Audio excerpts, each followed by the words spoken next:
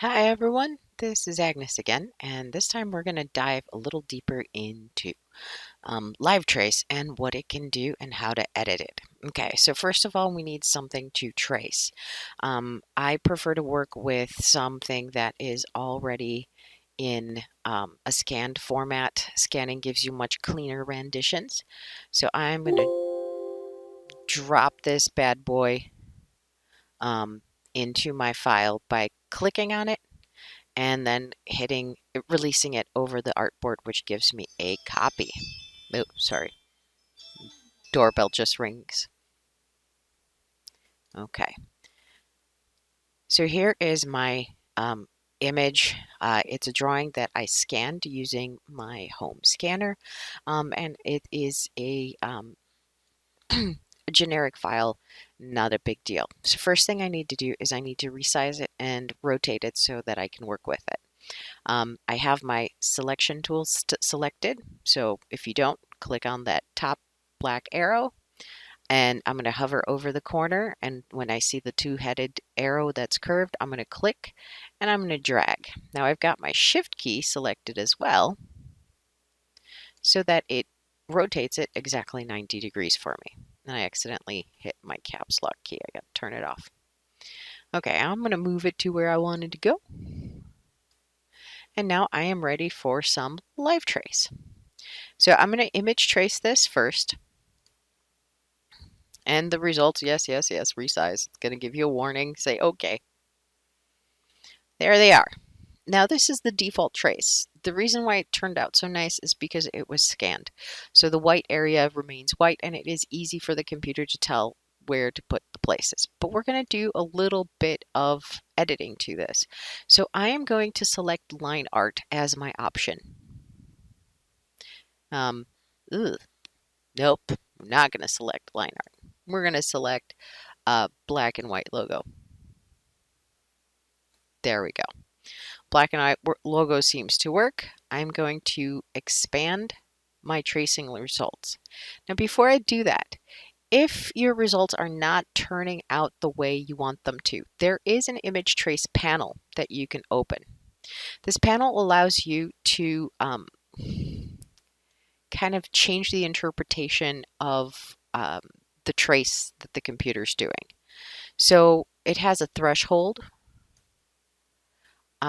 which makes the computer pick up more pixels versus less pixels. So you can strengthen your lines. You can also make your lines a lot lighter. As you can see, there's your threshold.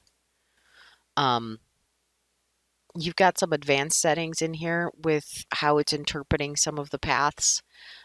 So it can make these paths more realistic to your drawing. You can make your corners smoother or more pointy, if you so choose. And it can sometimes decrease some of the noise. Once again, we're working with a pretty clean drawing right now, so it's not that big of a deal, and I can use some of the presets, which the black and white logo gives me very nicely. Okay, so here's my logo.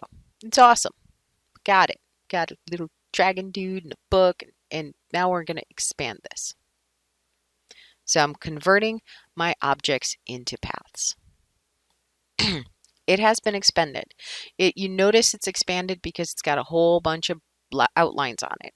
You'll also notice that now the menu at the top has changed. You've got a group, you've got multiple colors for the fill, and you've got multiple, all kinds of empty strokes. To actually edit this, we're going to have to switch tools. Okay. The first thing we're going to do is we're going to click off to the side to deselect it. So I clicked on my page versus my drawing, and I'm going to move to the direct selection tool. The keyboard shortcut to move between the selection tool and the direct selection tool are A and V. So when I hit V, you'll notice my arrow turns black. When I hit A, it turns white. If I click on this white background over here and I hit delete, it takes out all of those white pieces that I had in the scan. So essentially taking out the background paper. So I did that again. Okay, now I'm going to click on the direct selection tool, from the direct selection to the selection tool, so black arrow, and I'm going to click anywhere on here and I'm going to move my trace. I'm going to resize this bad boy by holding down the shift key and hovering over the corner, clicking and then dragging. So see, I haven't released the mouse yet. I'm going to release the mouse. I'm going to release the shift key. Now I have resized my dragon proportionately. Pretty cool. That lets me look at some of the stuff and see if I need to edit it. I'm going to use the Command plus buttons to zoom in a little bit because I can see that some of these lines are not looking the way I would like them to look. For example, there's this doodad over here. What in the hey? It's okay. So if you click on this and you have it selected with the selection tool, I'm going to hit A to move to the direct selection tool. You can see I'm going to zoom in, Command plus. Oh, zoomed in a lot. I need to find that spot again. So I'm going to hold down the space bar and then click and drag my object around until I get to the part of the page where we have that bump in the horn. With the direct selection tool, I can click on the individual points and move them around. If I want to edit them by taking them away, I can right click on the pen tool and take the delete anchor point tool and say delete one of these anchor points, which gets rid of the bump some more. I can also go in to the sharper tool, right click on it and use the smooth tool. And then with that selection, I can just smooth out this until it goes the way I want it to. It's still not quite there yet. There we go. Okay, that's a little better. Same thing goes for any one of these shapes. Say I want this path to be a little sharper. I can change to my direct selection tool, white arrow, hit A on the keyboard, click on this little corner here, and now I can move this corner down. And see how there's this little second toggle on all of these, that the points have a square and then they have a round toggle. Oops. Command Z is your undo. It's your best friend. Okay. So we have our space. Any one of these shapes that is curved is going to have this blue toggle over here. You can control how curvy or which direction that curve goes in using that shape. Question of selecting the right thing. So here's my black outline. Click once on the point. Click and drag to move. Click and drag to change the curve. Okay, cool. That's looking better. And I'm going to click on this guy. Click that selection point. Now don't accidentally hit delete here, because that will mess with your outline and how it's closed. We don't want to delete points. We want to use the pen tool to remove extra points. Oops, I didn't click on the right anchor point. There it is. We want to use the remove anchor points tool under the pen tool to change your anchor points. Same here. I don't like the way this is looking, so I'm going to click on my direct selection tool, click on this eye, and I'm going to see if I can edit it. Now, to make this a little bit more curvy, I'm going to use this little circle here to make the curve. And then I'm going to select both of these by holding down the shift key and pulling the curve in. There it is, very nice. And then I click again into the dark area and I can curve that eyelash. And I can, like that. That's good. So now we have the eyelashes where I want them to be. Awesome. And you can go through your entire drawing and kind of clean up these corners.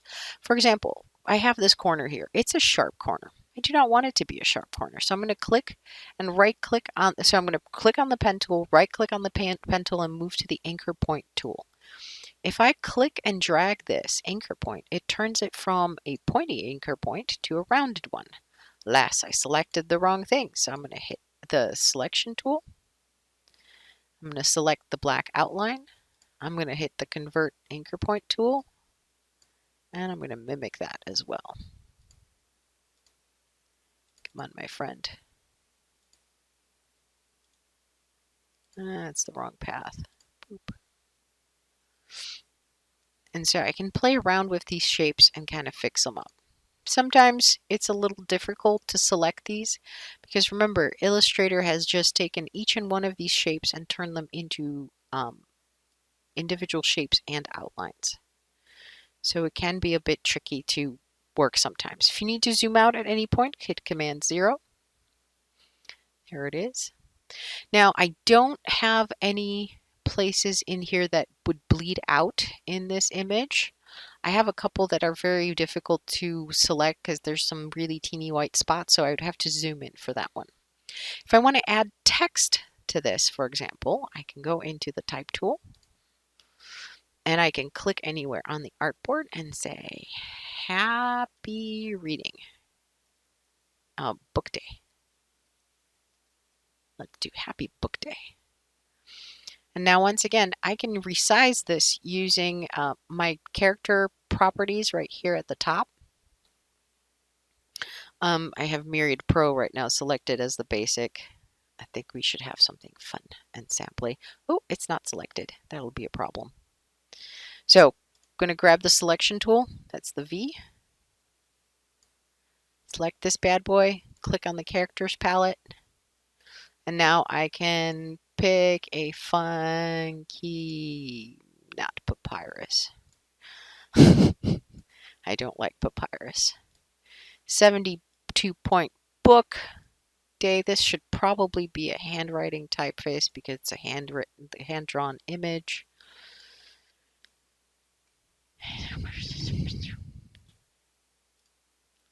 Happy book day.